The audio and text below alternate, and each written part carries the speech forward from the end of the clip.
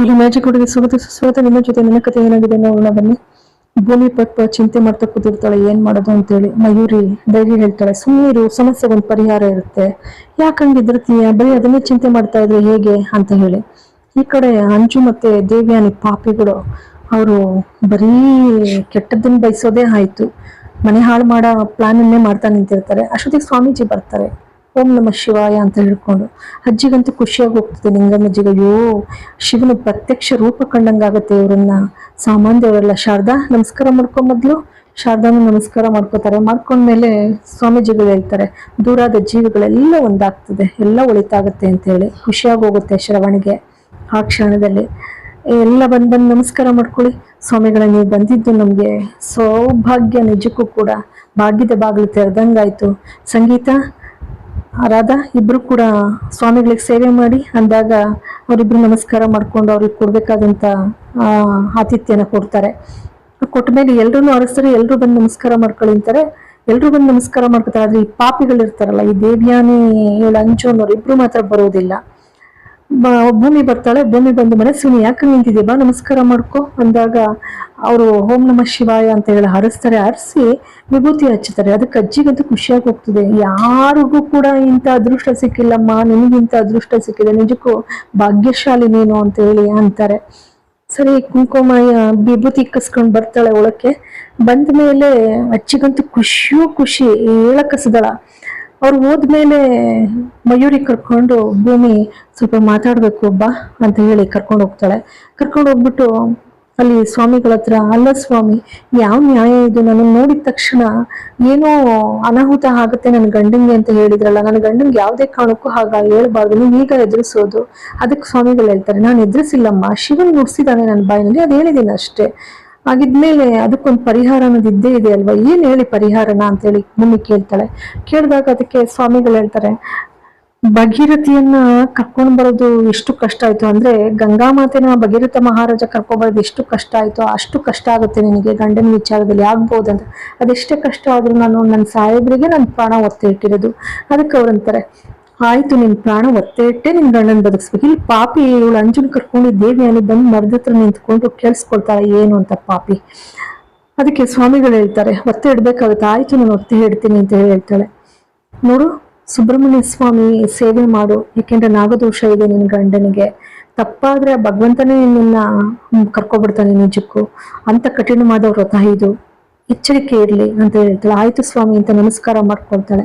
ಆಂತರ ಅವ್ರು ವಿಭೂತಿ ಹಚ್ತಾರೆ. ವಿಭೂತಿ ಹಚ್ಚಿದ್ಮೇಲೆ ಹೊರಡ್ತಾರೆ. ಹೊರಟ್ಮೇಲೆ ಸ್ವಾಮಿಗಳಂತಾರೆ, ಏನಪ್ಪ ಭಗವಂತ, ಈ ಮಗುನ ಯಾಕೆ ಕರ್ಕೊಳಕ್ ನೀನು ಇದ್ ಮಾಡ್ತಾ ಇದೀಯಾ, ಸರಿನಾ ನೀನು ಈ ಮಗು ಜೀವ ಕರ್ಕೊಳ್ಳೋದು ಅಂತ ಹೇಳಿ ಹೇಳ್ತಾರೆ. ಇಲ್ಲಿ ಪಾಪಿ ದೇವಿಯಾನಿ ಮತ್ತೆ ಅಂಜು ಬಂದ್ಬಿಟ್ಟು ಅವರು ಪ್ಲಾನ್ ನ ಎಕ್ಸಿಕ್ಯೂಟ್ ಮಾಡಕ್ ಶುರು ಮಾಡ್ತಾರೆ. ಮಾಮ್, ಇವಳು ವ್ರತನ ಕೆಡ್ಸಕ್ ಏನೇನೆಲ್ಲ ಬೇಕೋ ಅದೆಲ್ಲ ಪ್ಲಾನ್ ತಂದ್ರೆ ಒಂದಾಗ ಕೇಳ್ಕೊಂತಾರೆ.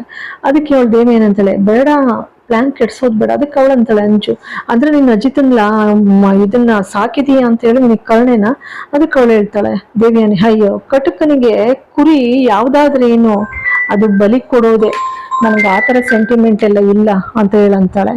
ಮತ್ತೆ ಇನ್ನೇನ್ ಮಾವ್, ತಾಳು ವೇಟ್ ಅಂಡ್ ಸಿ ಅಂತಾಳೆ. ಅಷ್ಟರಲ್ಲಿ ಫೋನ್ ಮಾಡ್ತಾಳೆ ಭದ್ರನಿಗೆ.